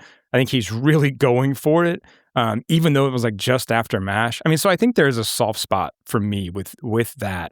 Look, I don't think it's as good as this film or as good as Long Goodbye, but there's something kind of endearing about that. I should rewatch it. Yeah. And I like these films, like Three Women and like Brewster McCloud, where I don't really know what's going on. Yeah. Right, where I don't really, I can't sort of like trace the direct plot, right? Or I can't, there's confusion, and it's kind of like open to me to figure it out. I really enjoy that too, and sort of seeing what he's doing, sort of making these films. And I mean, The Long Goodbye is sort of convoluted just because it's, oh shit, why can't I think of his name? The writer. Elliot Gould? Oh, no. Is Raymond Chandler or Marlowe, right? Yeah. Yes, Chandler. Raymond- Yes, yeah. thank Raymond you. Chandler, Right, yeah. and so like Chandler's plots are pretty convoluted to begin with, right? Yeah, inherently. Yes. So yeah, I think that's kind of where I come down. But that was such a good adaptation meets book. Or sorry, not adaptation. Like source material meets adaptation. I find just so impressive with The Long Goodbye, because it's like, it's funny and it's weird and it's awkward and it's shaggy and it's I like tonally it's just spot on for me in a way that like so much noir I get a little like when it's too serious and too and it's just I get it, it's serious subject matter, but I get bored quickly. And with Long Goodbye I'm just like, no, I'm in. This is fun. This it has the right amount of I don't know, it's serious and laughing at itself in the same moment that I really quite like from it. and it helps that it comes out so long after, right? The noir or the private eye is sort of, and now it's become passé, and that's part of I think the charm of that film too. right? Is that it can look back and go, yeah, we know this isn't really a thing anymore, but right? Let's pretend it is. Yeah. A lot of these films, especially these early Altman films, are just, it just feels like he's kind of slam dunking on the industry as a whole. Like, I mean, like, where, like, I mean, yes, Brewster McCloud is a swing, but it feels like, man, he's like taking like a really serious spin on a Zucker Brothers type comedy in a way that, that I mean, you won't see ever again. And really until he gets back into O.C. and Stiggs, which O.C. and Stiggs doesn't really work, but like, that's his next attempt at taking on National Lampoon type comedy, but Brewster is so bizarre. But then you talk about something like Images, and again it feels like had that have not just been fumbled at the release, it feels like this would be something we'd all be talking about, and we'd all be this would be some sort of revered horror title that exists in the same breath as, like, said, Don't Look Now, or even The Exorcist, in the sense, even though it's not as visceral as The Exorcist is. But yeah, and then The Long Goodbye again is just, again, taking the piss, but also just kind of slam dunking on all those things that came before it. And then, even California Split, for that matter, is of being, kind of a take on Cincinnati Kid. I can't remember now which one came out earlier than that, but those types of The Sting and just that kind of male camaraderie film as well. That it feels like I know that he's revered, but I don't know if he's revered enough. I don't know if those film. I think that he's revered. I don't know if his film, and then this is a weird thing to say, but I don't. Outside of Nashville, I don't know if people really truly like pull his films back up into the conversation the way that they should. He's not talked about in the same breath. I'm not sure versatility is always valued. Yeah. True, like, absolutely. Like auteur filmmakers, people are like, we kind of want you to have a thing. Yeah. But, right. I mean, that's overly simplistic. I know. No, but I think you're pop out of a trash can and correct me. But I think you're absolutely right, though. Is that this? And I think that kind of goes to Soderbergh's piece, right? I mean, in the same sense of, like, Soderbergh has his major hits, right, and he has his populist films, but like his real true genius lies in kind of the underbelly of the things that people haven't seen. And it's almost, and there's I guess there's nobody who's completist anymore, especially in that sense of like trying to go back and like, oh, well, I liked Ocean's 11. Let's go back and watch Bubble. Yeah. In a weird sense, right? Yeah. Totally. Yeah. That makes sense. Really quick, I was just curious, because we haven't talked about it yet, what y'all's take on the birth scene is. I was going to ask earlier. You did mention that it's the which I didn't even think about, the fact that this is like we are losing, another man in a sense, like in this. I hadn't even thought of it that way. Yeah, and that's kind of my take, is that we find out old Edgar, right, gets killed, which the implication is that the three women then, killed him together. But, I do think so much of this film for me is towards the end of just saying, like, we don't need these guys, right? We've gone through this process and now we don't need them anymore. And so why would we need, I mean, again, not to be crass, but why would we need another one, right? So this kind of, maybe it's not so much like a feminist freedom sort of thing, but it is kind of like, men are just gonna like tie you down anyway. they're kind of like an albatross around your neck here. Yeah, that the tension of, I will also say that obviously it's a stressful sequence for obvious reasons, but it's so interesting, the tension of having a character tell another character, run and get help, and seeing that person just stand there. I was like, I just like the tension mounting in that simple decision. It's really, really striking. Yeah. And also, like, speaking of striking, when she gets slapped and the blood stays on her face, I mean, that's like a hard image. That's a tough image to sit with too. Yeah. And in that moment, I was like, I turned to Joey when you see Shelley Duvall's face when she's walking out of the room, sort of backlit a little bit. I was like, yeah, you can see like how she ended up in one of the most popular horror movies of all time. That shot, really, that whole sequence and shot is incredible. It's so good. And I was like, that's the best, to give her props, it's the best best acting Shelley Duvall has ever done is that scene right there. Shelley Duvall's ever done is that. It's awesome. It's so good and impactful. And I think I had heard that. So I guess is the implication that they killed him? I assume it was because it is, but I all that's said is that he like dies because he was careful with guns, or what was? Yeah. Yeah, there was something with the idea that he was shot on the gun range, right? Okay. And that it was surprising that he was dead because he was like he dies off screen. We never see it. Sort of accident. He dies presumably in the same moment the baby dies. Presumably, like in time sequence on the movie. Right. Yeah. Which I think says something else that he doesn't get like a death scene either. Yeah. Right? I mean, that it happens off screen and it's just kind of like, we don't need to see this. I read that scene a little bit as kind of also the futility of Millie's kind of journey, in the sense of like trying to do what is proper and right, and this idea that it's still going to end up in tragedy, and it's still not going to fulfill you in the ways that that you think that you're being taught that it's going to do. So just like everything else she does in her life, it's just a matter. It's another thing that is going to end up betraying her at some point. So. Yeah, I mean, I also again, as I got really heavily invested in the idea that they're all the same person, I felt like Sissy Spacek, like when Millie is talking to Pinky about going to get help, I kind of read that as there was something that clearly happens in an Edgar situation when Pinky exists, right? When Pinky is as the main character, and that Millie is desperately trying to tell her to go get help, to go and take care of yourself, to go and tell somebody what's happened to you, and that she just can't do it. And she's kind of horrified by the implications of what may happen because of what Edgar did to her, which could be in a matter of, a birth, or, something that's, the repercussions of that act. I don't know. That's how I saw it. Yeah, for sure. What did you think, Lindsey?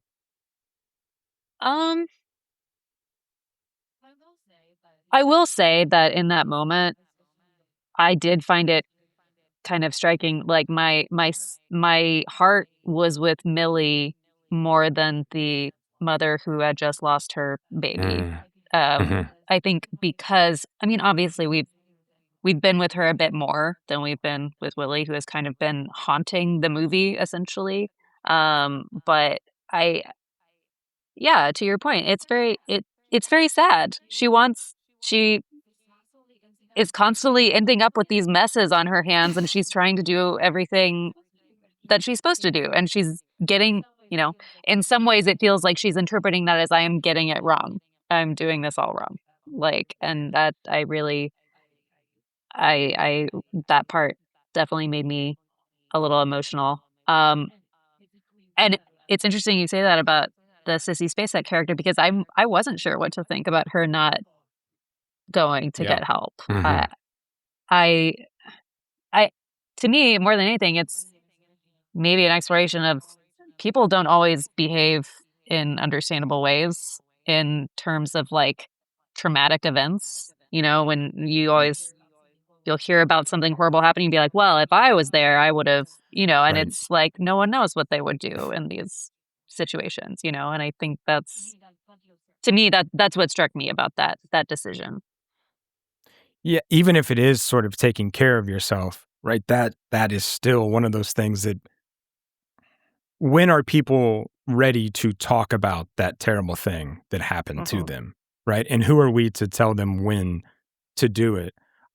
Going back to something you said earlier, like way earlier, this does feel, and I think a lot of ways, like a kind of interpretation of modern femininity. Right. I mean, this idea, I think, of Millie being so upset, with this idea of I keep trying and I keep getting it wrong. Yeah. Is sort of what's being dictated to her by the world around her, not necessarily, how she maybe really does feel. Yeah. Yeah. It's played for laughs up until that point, I think, of like her getting it wrong. Like it's kind of funny. And then it gets darker and darker as we progress. Yeah. Yeah. And it's always, she's trying to do what everyone tells her. And then And then they tell her, no, don't do it like that. Do it this other way. And there's just like no winning for her, right? Yeah. Well, Yeah. Absolutely. But the other. Oh, sorry. No, I was gonna say the only winning seems to be the ending moment. The only moment she seems fulfilled and seems happy and not even happy, just seems competent is at the end. She's assumed Willie's whole costume, and you're like, oh, now you're actualized. You're like a full person now. You're like, you are. I don't know.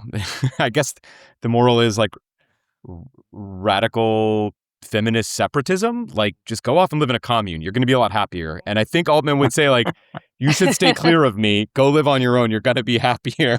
And he's probably right. Oh, what is it He's probably right.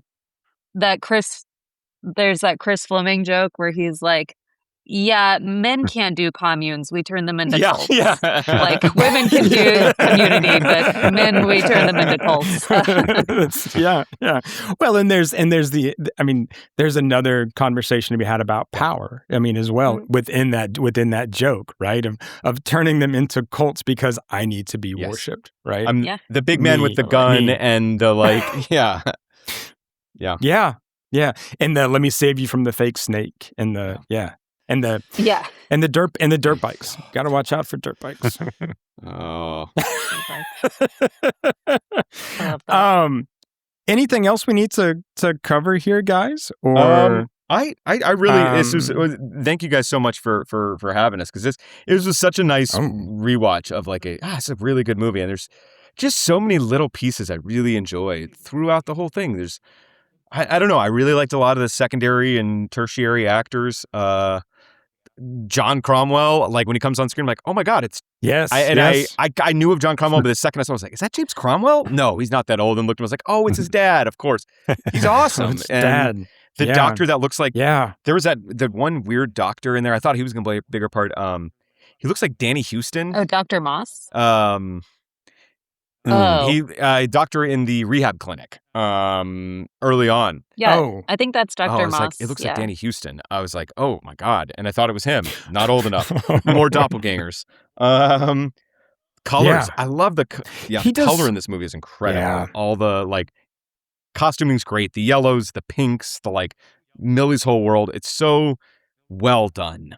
Without feeling overdone. It did not feel overdone. It felt proper. It felt grounded and realistic without overdoing it. I don't know. Great movie. Altman is so good at like the sort of background players as well, right? I mean, like, again, bringing in John Cromwell, the doctor at the hospital who hits on Millie was a heavyweight boxer, a former heavyweight boxer. I mean, just like like he just finds these guys, right? And just knows where to put them, right? Knows what role to put them in. I'm sorry, Lindsey. Oh, no. You were talking about the colors, and I was like, yeah, it really was effective, especially in her apartment. The idea of like, it's very cute, but it's also kind of little girl-ish. Yeah. But then you have that bumping up against this, okay, well, when I bring a man back here, you're going to sleep. Like, it's clearly like these two expectations clashing constantly. But I thought the fact that we were constantly seeing like ruffles and diaries and things that felt very like, very, very childish. Yeah. I was like, it was fun to see that, I guess I'll say. Yeah, it was fun. He does a really like interesting job of balancing the kind of humor with this, not horror, but just sort of uncomfortableness, right? Or sadness that's in a film like this. I find this, I was going to say, I was on rewatch, like, again, when I asked about, like, where does this rank for you on the Altman, like, this shot up my list quite a bit, getting to rewatch it. Like, I think I put this above, not that it's all about ranking, but, like, I find this much funnier, weirdly, than, like, MASH. I think it's funnier. I think it is like, it's a different type of of humor, obviously, and MASH is what it is. But like, I think I much prefer a film like this to that. I wouldn't put it above my like, your Shortcuts or Nashville's for me, but like this would like jumped up the list quite a bit. And I don't know. Yeah. No, I don't think that's out of the realm of most people, the way they would think about it either. Yeah, I mean, but I agree with you. I think this is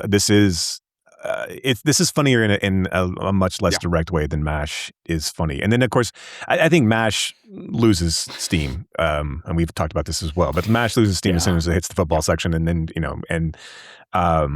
which is indicative of mistakes you make. And as you start your film career. I mean, it's easy to make, right? I mean, it's easy to have that big set piece and then kind of fumble, not to use the vernacular, but have the execution of all of that. Yeah, never include a football game in your war film. No, it should be a volleyball game. Is, yeah. Obviously. Absolutely. Yeah. Right. Yeah. Slow motion. Yeah. Just in Donald jeans, Sutherland and Elliot Gould topless. Playing volleyball. Playing Look, volleyball. I wouldn't Exactly. hate it. No, Exactly the same. No one in their right mind would. And Tom Skerritt Yes. again. What a smoke show Lindsey's Tom wearing her, Skerritt was. I'm sorry, not to be like. Lindsey's wearing her Donald Sutherland shirt. I am wearing my Clute her shirt. Donald Sutherland shirt. Okay, nice. Oh, nice. Okay. Oh, wow. God, see another. I mean, back in the They don't make them like they used to. days when like Donald Sutherland could be like your leading man, and you're just like, and I still think then like there's hope for me. Right? That's just, I do miss. Not to start like a tangent or something, but I do miss interesting faces. I feel like I don't know. We like need those, and I feel like nowadays we're just getting fewer and fewer of them. Yeah. I was going to make a clavicular joke, but I'm not really sure how to make No. that I'll just joke, simply say, as a millennial, that's none of my business. And I won't be learning any more about that man. I will continue to ignore him. Yeah, I wouldn't know how to make jokes because I really don't know any more than that. I think that's for the best.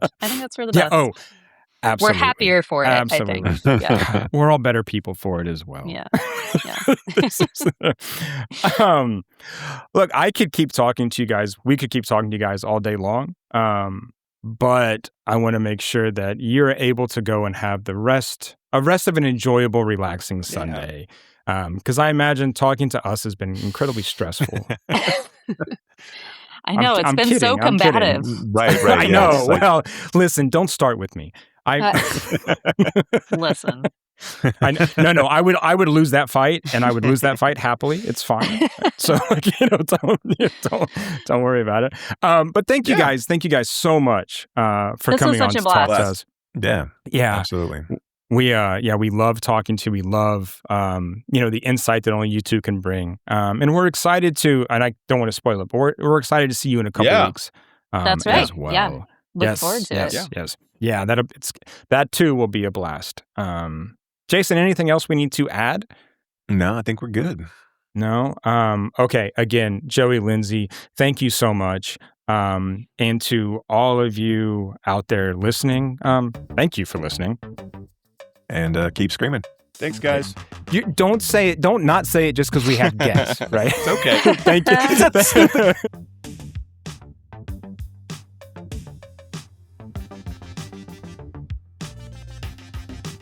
You have been listening to Why Does the Wilhelm Scream with your hosts, Brock and Jason. If you liked today's episode, do us a favor and rate, review, and subscribe in whatever application you use to consume podcasts these days. You can reach us by visiting whydoesthewilhelmscream.com. If you are in the DFW area, we would love to see you at a Fort Worth Film Club event. You can learn more about those and find a full schedule at fortworthfilmclub.com. And you can learn about my foundation and how we are trying to foster the next generation of film lovers at realhousefoundation.org. That's REEL housefoundation.org. Till next time,